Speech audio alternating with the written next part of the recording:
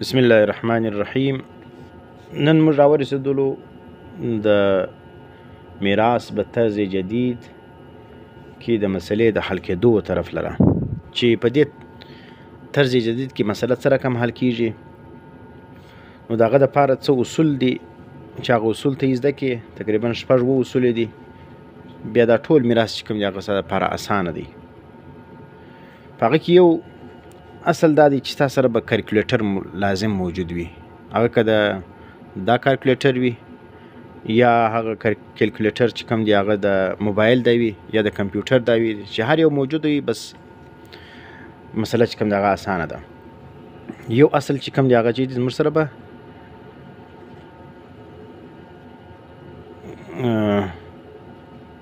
کلکولیټر دا سلو.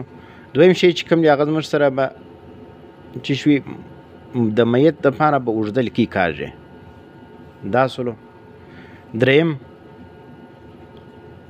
نام میت، څوک مړ دی وینې هغه به د میت لوړ کاږي. څلورم چې کوم دی هغه ورثه دی، ورثه میت، د مړي چې کوم وارثان دي هغه به لیکې. نمونې نه غواړي، خالي رشته غواړي چې د مړي سره د دې وارث کومه رشته ده، زوی یې دی، پلار یې دی، مور یې ده، لور یې ده، کومه حصه دغه رشته یې ده. پنځم شی چې کوم دی هغه دا به دغه کوي چې ترکه به لیکې، ترکه یې میت. د میت څو ترکه ده هغه به لوړ هلته پر دغه باندې لیکې، د میت لوړ. شپږم چې کوم دی هغه به بیا څه کوي، دا ځای اهم دی.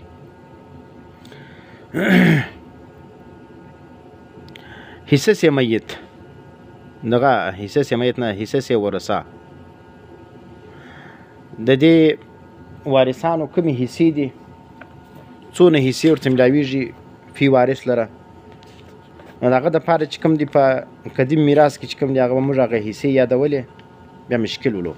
په دې جدید میراث کې چې کوم دی هغه اسانه دی. دغه ورقه څه ده، دا بیا زه انشاءالله پر واتساپ باندې در کوم او تاسې بیا دغه یې وګورئ.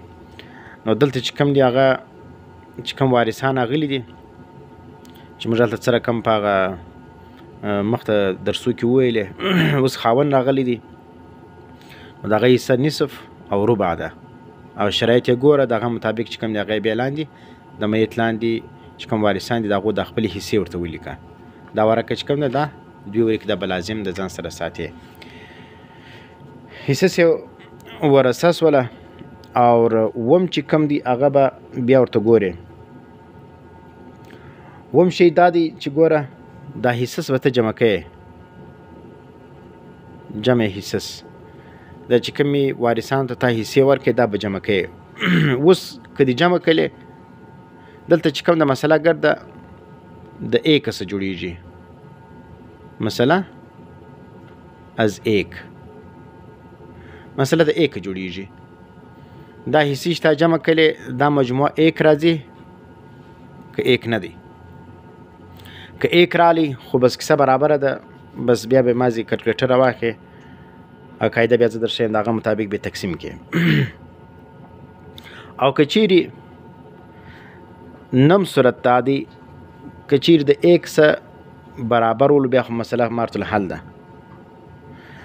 اوس چې که چیرې د ایک څخه دی کم رالی، وینې معنا دلته چې کومې حصې تا وارثان ته ورکړلې هغه د ایک څخه کمې دي، معنا ایک پر نص تقسیم پر دی باندې 0.75 یا 0.25 یا 0.50 رالی. دونه قدر تقسیم سوی نه، حص ایک دی، ایک پر نص تقسیم د هغه څخه کم تقسیم سولې. بیا به ورته ګورې ایک سے کم تقسیم ہو، بیا دوه صورتونه دي، دوه صورتونه دي. نمبر ایک عصبه موجود دي، دویم دا دی عصبه نه دي موجود. که چیرې عصبه موجود ولو نو بیا چې ایک چې کم پاتې دي هغه به کل دې ته ورکړې.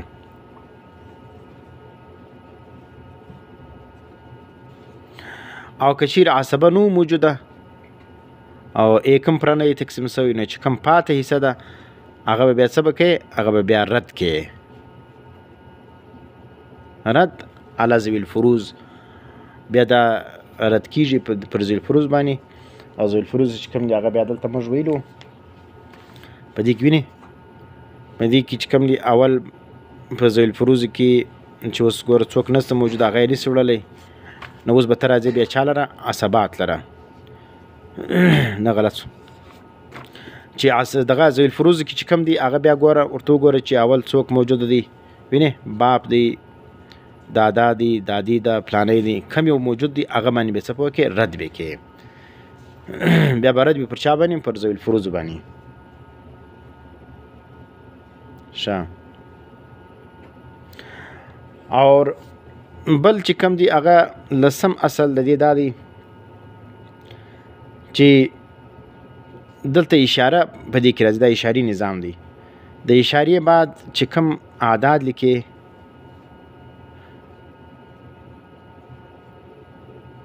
اعداد به څو لیکې دا به صرف 4 हिंसों तक लिखा जाए د اشارې بعد به صرف 4 اعداد لیکې 4 نه دي لیکلي 4 हिंसों तक लिखा जाए او بل با یولسم اخری اصل دا دی کچیری اگر چوتا هنسا دې ته به ګورې دا د 5 څخه کمه ده که تر 5 زیاته ده که تر 5 صدا زیاده والا چوتا هنسا 5 سے زیادہ ہو مانا 6 والا 7 ولو 8 ولو دا رقم نو بیا چې کم ده तो पिछला हिंसा को बढ़ाकर